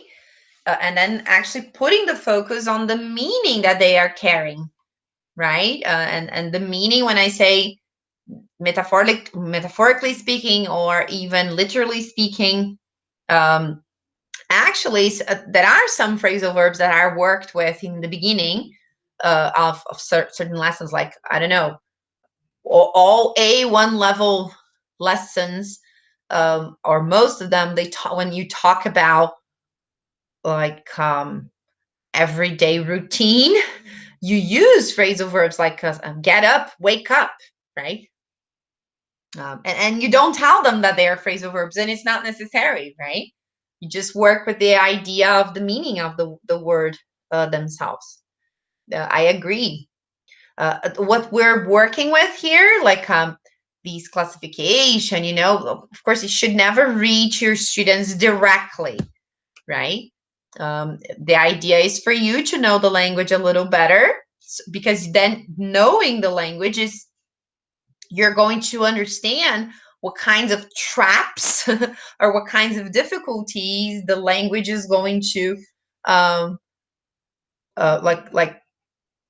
present, and then you're gonna have to find ways to deal with that, right? As teachers, as translators, right? Translating phrasal verbs is a huge problem. Translating prepositions can be a very big challenge as well, because they function differently, because, like I said, they are a lot of times attached to the cultural idea, um, which every language has, right? The cultural characteristic or features. And again, spatially, um, the, the, the, um, the interpretation of spatial representations and the physical reality can be very different, right? Um, just to mention one specific example, for um, the people who inhabit very cold places, and for example, the North Pole, or like how many colors would you attribute to ice? What color is ice for you?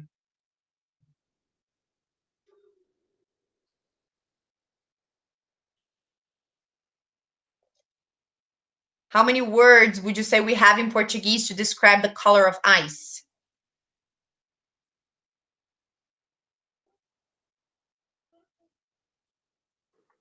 I mean, we do say cor de gelo, right? Yeah, so we have one. O One, yeah. branco gelo, né? O tal do branco gelo, que até hoje eu não sei o que que é, né? Para mim, branco é branco. White is white, right? But I don't know. Maybe I am a little color blind and I don't know the difference between colors. But for example, for these people who inhabit these very cold places, they have more than 20 different words to describe the color of ice. Why? Because for them it is relevant. That's where they live, and that's how they make a difference between ice, for example, that is dangerous to step on, ice that is safe, ice that is good to, I don't know, build igloos, and so this in language, this cultural idea is inserted. And imagine with prepositions which have all of this spatial location, right? And all of this spatial the representation of the physical reality is different, right? From like I said, from our language to English, there aren't so many differences. But perhaps if you ever one day work with people from different cultures, it might also be something you need to pay attention when you are thinking of teaching and working with this. And then just as another piece of information, we notice here, right? So here is like the frequency of usage of phrasal verbs, like we were saying before. So we notice that they are a lot more present in a conversation, right? So here are some of the most frequent phrasal verbs that are intransitive. Remember, the ones that they don't need necessarily a complement, and they are not separable. So these are the most common ones. So come on, get up, sit down, get out, come over, stand up, go off, shut up, come along, sit up, and go ahead. Right? So in conversation, these are the most frequent ones. They are also quite frequent in fiction. In news, very go ahead and come on only appear. And academically speaking, we know that these are, if they are very commonly featured in conversation, academically, they're not gonna happen, right? Whereas it's gonna be the opposite as well. And then some of the most common and frequent, this information is also there on Ava for You. The most commonly transitive, which are the ones that either take a complement after, or some of them can also be separable. And we notice that in conversation, these are more frequent. Get in, pick up, put on, make up, get back, get off. In fiction, some of them are also. We have in news, you have more frequency. And look, academically, carry out is very, very, very frequent. I would say make up also when you are describing results in the hard sciences. I hate this term. You know the term hard sciences versus soft sciences in English? What does it mean? Hard sciences and soft sciences.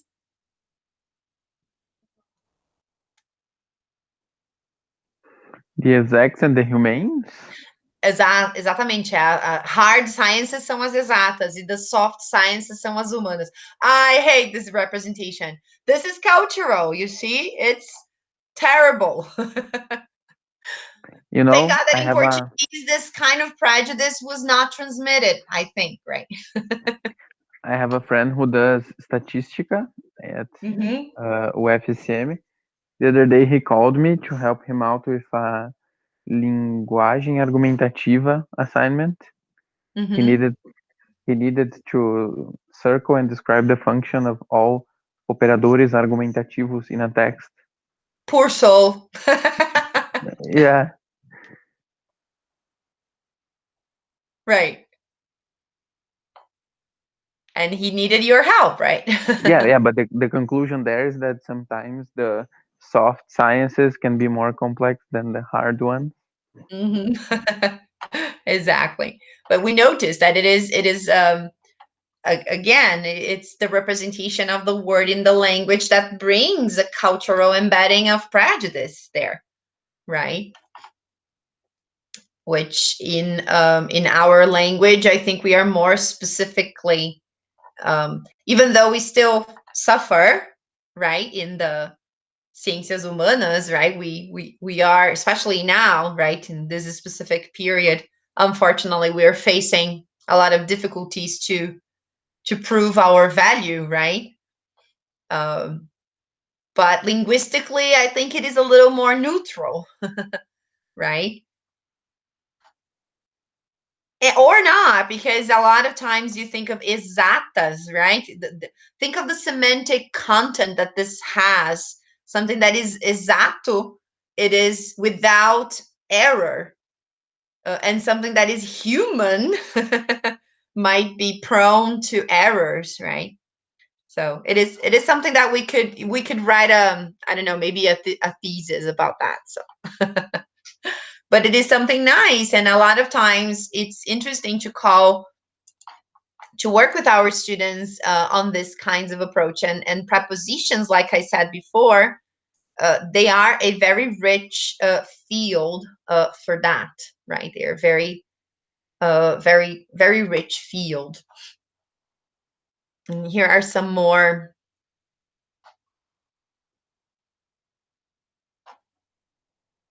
And here you have a list of very very common phrasal verbs to prepositional verbs that are also frequent. So I will add. Look how interesting. Look, to be accused of, to be charged with, to be jailed for. They're very present in the news, right? And then academically, to be divided into, to obtain something from, to use something as. So remember that I told you, not necessarily in a formal environments or formal registers, it's like, oh, okay, phrasal verbs are never going to happen. No, there are certain phrasal verbs that are more associated. Some phrasal verbs, some prepositional verbs that are also associated with more formal registers. So it is always about thinking of what are your students' needs, right? So all of this material that I left, it's an interesting piece. There are many other examples of metaphorical behavior, right? Like I said, for example, up and down, excitement, interest, happiness. So, and down, it is exactly the opposite. Up indicates completeness, progress, right? Ahead, along. And if you want, if you're interested in these matters, there is a book that was it's not so modern, but a lot of the metaphor studies are grounded. I would say most of them. It is called Metaphors We Live By, by Lakoff and Johnson.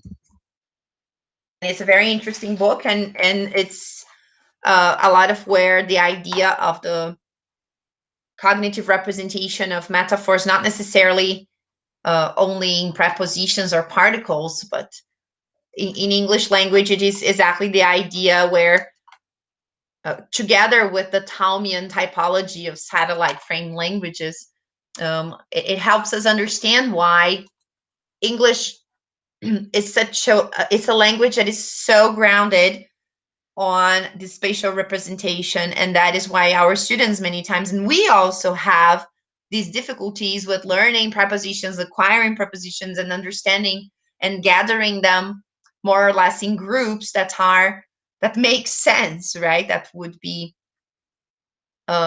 make sense. So basically, this material I have left for you there. I will add the satellite verb frame presentation that I didn't. And please take a look, right? Take a look further, take a good reading. It's interesting. I have also left there's it's an activity from this English vocabulary in use. And this is also something when you were teaching phrasal verbs, these are some things that are important to pay attention. Some of them are very structural. You don't need to work with this. But also the idea of the meaning, right? And the idea that they might have multiple meanings. Then there are some exercises. And then the idea that some of them are separable or not. The style, right? The idea that they are formal or informal as well.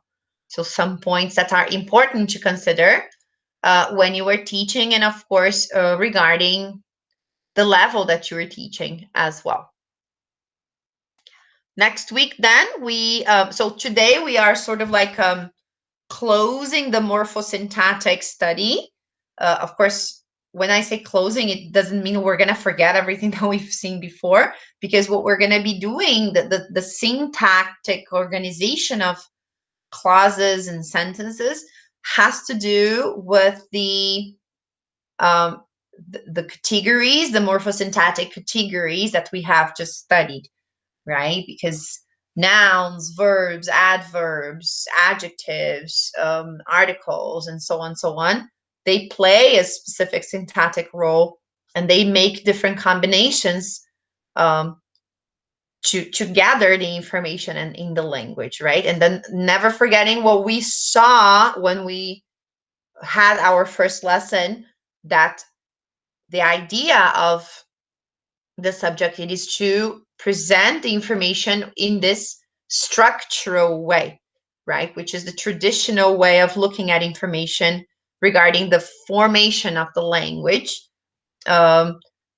And it's, as linguists, which is what you are, right? It is necessary to look at this structural tradition of language.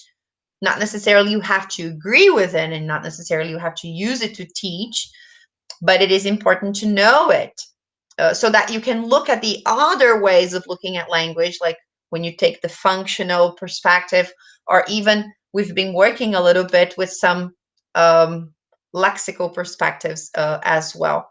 And I think that this is what makes a complete specialist in the language. You know, the fact that you look at the language and you are able to say, this is the perspective I'm using. And then once you finish the course, hopefully you might get one perspective and perhaps deepen your interest into it, right? And this is nice, right? We have a lot of options. we when we are teaching, when we are researching, when we are writing, when we are translating, you will notice that these perspectives, these linguistic perspectives, the structural one, the functional one, the cognitive one, the lexical one, will pervade all of these language uses. You will see, if you study translation theory, you will have the structural translation, you will have the functional translation, right? If you study, if you work with writing techniques or writing academically, you will also have these perspectives. So it is important that you, as linguists, understand these differences, right? Do you have any other questions? Is there any suggestion you would like to make, or anything you would like me to repeat?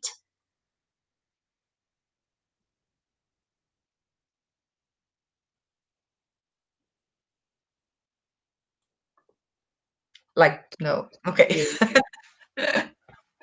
Right. Anyway, so I will make available the link for you there on Ava as well, if you want to watch it again, or for anyone who hasn't been able to attend the class, right? Okay. Right. Thank you. Thank you guys, right? Thank you for coming, for coming online, right? And I hope you have a good week, and then see you next week, right? If you need anything, just let me know. Okay.